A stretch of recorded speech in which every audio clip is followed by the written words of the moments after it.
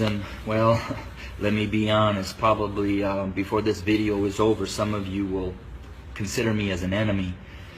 But I wanted to share a couple minutes about my thoughts, not only on the tragedies that we have been experiencing over these past months, and especially these last couple of days with the shootings of our black men, but what I'm coming to learn over my 23-year journey of being a white man, living and ministering amongst my black family here in several inner cities of Chicago.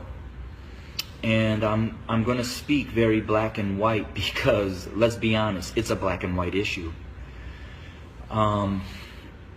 I want to take you to the book of Exodus, chapter 1, and I wanted to share a little bit of what took place prior to the rise of Moses. When I read that, it talked about that the Pharaoh became concerned and very fearful that the Hebrew slaves were growing in number and in power. So in order to maintain their oppression, he put upon them great labor.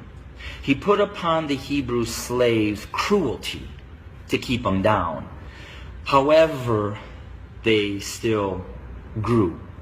And so he brought together some midwives, and he instructed them that when a Hebrew boy was born, kill him. Well, these midwives did not follow, and the Hebrew slaves continued to grow. Eventually, the Pharaoh became so hatred and towards those Hebrew slaves that he made a decree. He put out an order that male baby boy Hebrew slaves were to be killed by casting them into the Nile River. Let's look at America. We brought blacks into this country as slaves. We never intended them to be anything other than a slave.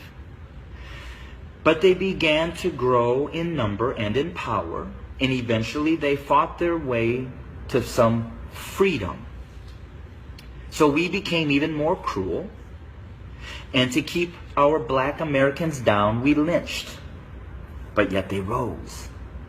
So then we used the welfare system, the criminal justice system, to keep them down, to contain them, to destroy them. But yet they rose, and they're rising. Then we built prisons and jails to hold them. Yet they rose. And so now we are doing exactly what the Pharaoh did at the end, sending out a decree: kill them. So until we admit that when we wrote this Constitution that all men are created equal, that we never intended to include our black brothers and sisters, our nation may end up facing exactly what the Egyptians faced when they refused to let God's people go. So I'm going to say this to my white fellow Americans, that the bloodshed that is on its way is not on the hands of our fellow black Americans, but is on our hands.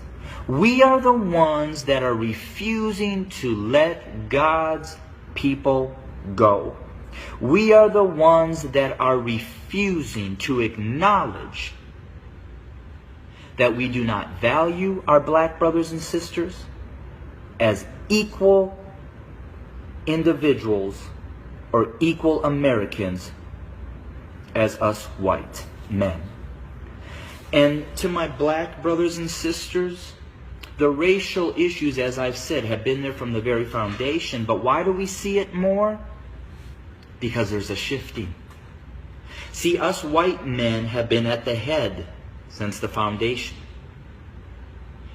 But we've had a black president. And you know, we've done everything in our power to keep him from really changing things. Now we have another minority rising to the top, a white female. What does that say? Those of us who are white men who have been at the head are now starting to see and fear that we are going to become the tail. And we know what we've done to you. And so now we're fearful that you're going to do to us what we have done to you. But I will say this. I've lived in a black community for 23 years. I've never been treated the way that this country has treated my black Americans. So I call out my white Americans to say we better heed, repent, acknowledge, and change. Because if we don't, I just want to again say this. The bloodshed that we will experience is on our hands, not the hands of our fellow black Americans. I welcome your comments. I welcome your feedback. Hit me up